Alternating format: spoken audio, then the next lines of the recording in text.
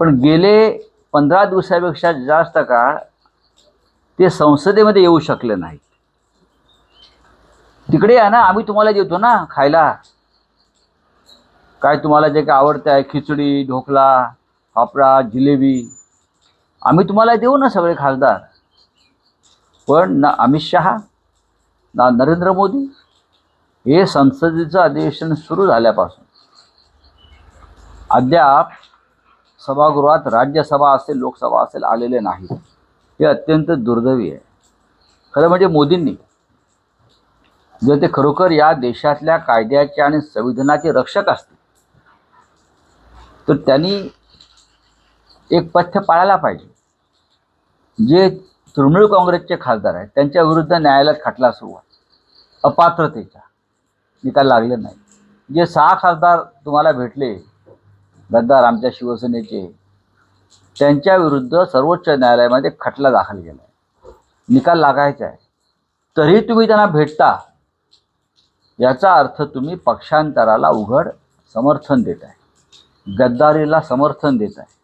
एका पक्षाच्या चिन्हावर निवडून आलेले लोक जेव्हा दुसऱ्या पक्षात जातात आणि नरेंद्र मोदी त्यांच्या तोंडात जिलेबी भरवतात, हे या संविधानाचं सगळ्यात मोठं हा अपमान आहे.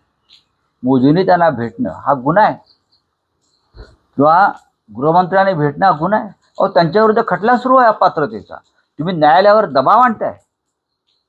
तुम्ही एका पद्धतीनं असं सांगताय की मी तुमच्या पाठीशी आहे, म्हणजे सर्वोच्च न्यायालय माझ्या खिशात आहे असं ते सांगताय. नाही, पण राऊतसाहेब असं म्हटलं जातं आहे की शक्यता आहे की पुढच्या आठवड्यात संसदेच्या अधिवेशनात मतदारसंघ पुनर्रचना विधेयक किंवा नारी शक्ती विधेयक जी गेल्या अधिवेशनात नामंजूर झाली ती या अधिवेशनात मांडली का मोदींना एवढे घाई काय? त्यांना समर्थन हवं आहे. त्यामुळे या खासदारांना, पक्षांतर केलेल्या खासदारांना एक विश्वास किंवा एक पाठिंबा दिला जातो.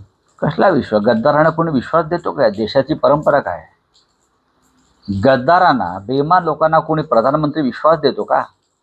गृहमंत्री विश्वास देतो का? हा मी तुमच्या पाठीशी आहे, गद्दारी केलीत मी तुमच्या पाठीशी आहे. हा देश नैतिकतेच्या करंगळीवरती उभा आहे.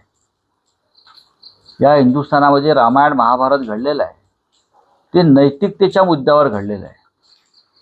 तुम्ही रामाचं उदाहरण देता ना आम्हाला, प्रभू श्रीरामाचं, पण रामाच्या दानपेट्या चोऱ्या करणारे दुसरं